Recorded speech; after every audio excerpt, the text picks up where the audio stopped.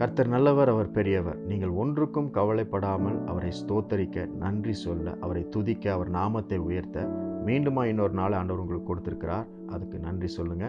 இந்த நாளிலும் தேவனுடைய வல்லமை நம்மை வழி நடத்தி செல்லும். லூக்கா 22ஆம் அதிகாரம் 69வது வசனத்தில் படிக்கிறோம். இது முதல் மனுஷகுமாரன் சர்வ வல்லமையுள்ள தேவனுடைய வலது பாரிசத்தில் வீற்றிருப்பார் என்றார். இன்றைக்கு ஆண்டவர் உங்களுக்கு சொல்லுகிற காரியம் என்னவென்றால், வல்லமையில் வீற்றிருக்கிறீர்கள். நீங்கள் வல்லமையில் தான் தங்கி இருக்கீங்க, வல்லமையில் தான் உட்கார்ந்துட்டு இருக்கிறீங்க, வல்லமை என்ற நிலையில தான் நீங்கள் நடக்கிறீங்க, வாழ்கிறீங்க. Son of man will be seated at the right hand of the power of god அப்படின்னு இங்கிலீஷில் இருக்குது.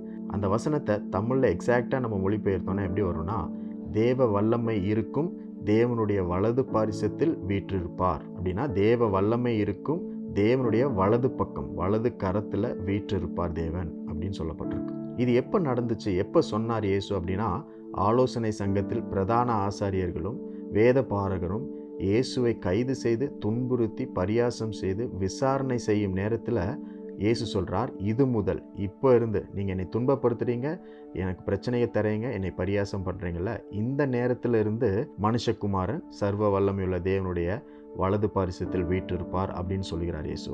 நீங்களும் இப்படிப்பட்ட நிலையை சந்திக்கும் பொழுது நீங்கள் நினைவு கொள்ள வேண்டிய காரியம் என்னென்னா, உங்களுடைய இருக்கையின் நிலை, உங்களுடைய இருக்கையின் இடத்தை நீங்கள் புரிந்து கொள்ள வேண்டும், அறிந்து கொள்ள வேண்டும். நீங்கள் எங்கே உட்கார்ந்துட்ருக்கீங்க, எங்கே வீற்றிருக்கிறீங்க அப்படின்றத புரிந்து கொள்ளணும். இயேசுவுக்கு வலது பாரிசத்தில் நீங்கள் வீற்றிருக்கிறீர்கள். இயேசு பிதாவினுடைய வலது பாரிசத்தில் வீற்றிருக்கிறார். பிதாவினுடைய வல்லமையில் இயேசு வீற்றிருக்கிறார். இயேசுவினுடைய வல்லமையில் நீங்கள் வீற்றிருக்கிறீர்கள்.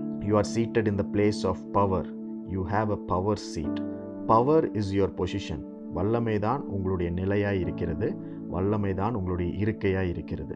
ஆகவே வல்லமையில் நீங்கள் வீற்றிருக்கிறீர்கள் அப்படின்றத நீங்கள் எப்போ நினைவு கூறணும்? உங்களுக்கு பிரச்சனைகள் வரும்பொழுது, உங்களுக்கு துன்புறுத்தல் வரும்பொழுது, பரியாசம் வரும்பொழுது, விசாரணைகள் வரும்பொழுது நீங்கள் வல்லமையில் வீற்றிருக்கிறீர்கள். அந்த டைமில் நீங்கள் வல்லமையில் தான் அமர்ந்திருக்கிறீர்கள் அப்படின்றத நீங்கள் கண்டுகொள்ளணும். அதுதான் உங்களுடைய நிலையாக இருக்கிறது. இன்றைக்கும் வல்லமை என்ற நிலையிலிருந்து தேவனை பாருங்கள்.